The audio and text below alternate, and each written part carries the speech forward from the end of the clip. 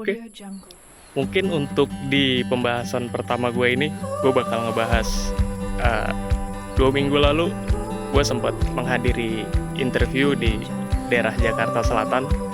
Lebih tepatnya gue interview di brand kosmetik pria. Untuk tidak mengurangi rasa hormat juga untuk seluruh HRD di Indonesia, mungkin menurut gue pribadi harusnya ini tidak dipertanyakan lagi seperti itu. Karena apa? Mungkin lengkapnya bakal gue ceritain di sini. Di sini gue bakal cerita kenapa gue notice satu omongan HRD yang ini, karena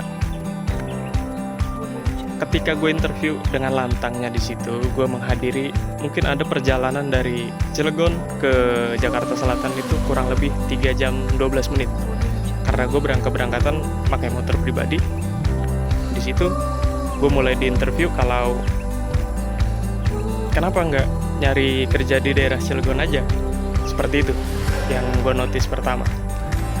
Dan seketika gue bingung ya sebetulnya. Gue jawab di situ seperti maaf kalau sekiranya lancang. Di situ gue cuma bilang ke Bapak HRD-nya kalau mungkin Bapak harus melihat sosmed belakangan ini. Karena apa?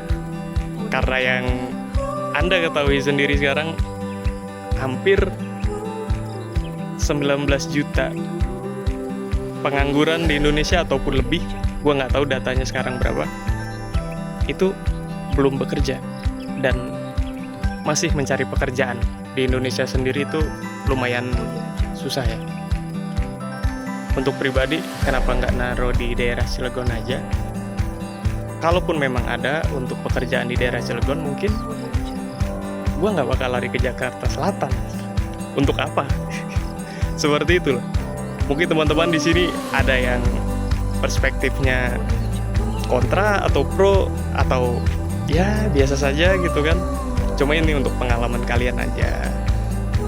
Gue cerita di sini tanpa ada keterpaksaan, tanpa ada ketidaksengajaan atau apapun. Gue hanya meluapkan isi kepala gue yang saat ini menurut gue mulai berisik. Karena apa? Karena gue selalu dihantui oleh kata-kata itu. Kenapa kamu nggak nyari di daerah Cilegon aja? Karena menurut gue, kalaupun memang ada untuk di daerah Cilegon sendiri, mungkin gue sudah bekerja dan gue tidak akan mendatangi Jakarta Selatan itu. Kenapa saya mendatangi? Karena saya menghargai undangan interview yang sudah dilakukan dan yang sudah di input mungkin atau sudah masuk database mereka kalau saya harus datang ke sana. Seperti itu ya teman-teman. Terima kasih. Untuk konten lainnya mungkin nanti gue bakal ceritain lagi tentang sharing-sharing pengalaman gue aja di Dimas Ngucap sendiri. Bye-bye.